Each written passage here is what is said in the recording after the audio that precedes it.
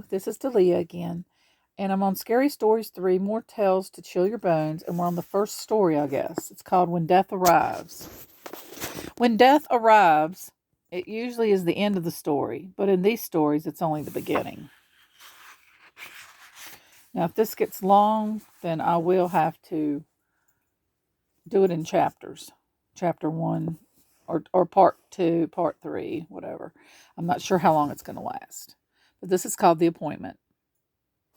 A 16-year-old boy worked on his grandfather's horse farm. One morning, he drove a pickup truck into town on an errand. While he was walking along the street, he saw Death. Death beckoned to him. The boy drove back to the farm as fast as he could and told his grandfather what had happened. "Give me the truck," he begged. "I'll go to the city.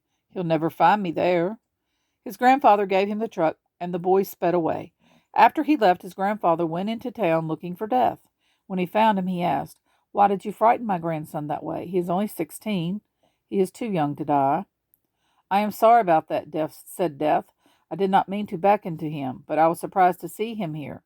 You see, I have an appointment with him this afternoon in the city."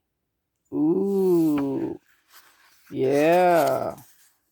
So, he was planning on, Death was planning on catching up with him. Okay, since that was such a short one, we'll go to the bus stop.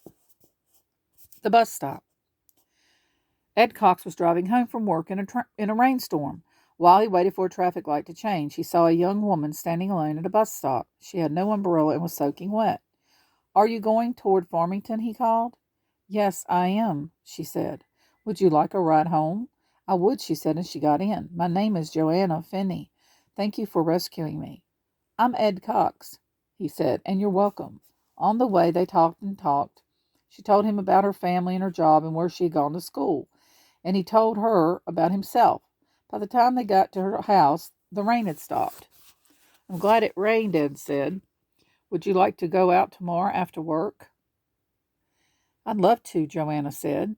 She asked him to meet her at the bus stop, since it was near her office. They had such a good time. They went out many times after that. Always they would meet at that bus stop, and they would go. Ed liked her more and more each time he saw her. But one night when they had a date to go out, Joanna did not appear. Ed waited at the bus stop for almost an hour. Maybe something is wrong, he thought, and he drove to her house in Farmington. An older woman came to the door. "I'm Ed Cox," he said. "Maybe Joanna told you about me. I had a date with her tonight.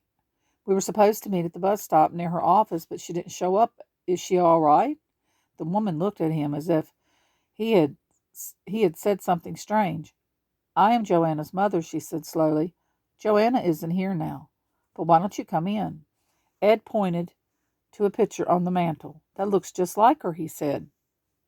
"It did once," her mother replied, "but that picture was taken when she was your age, about 20 years ago." A few days later, she was waiting in the rain at that bus stop. A car hit her, and she was killed. So he's been going out with a ghost. Ugh. Okay, well, I will be continuing this, and the next story will be called Faster and Faster, and it will be another time. Hope you enjoy these.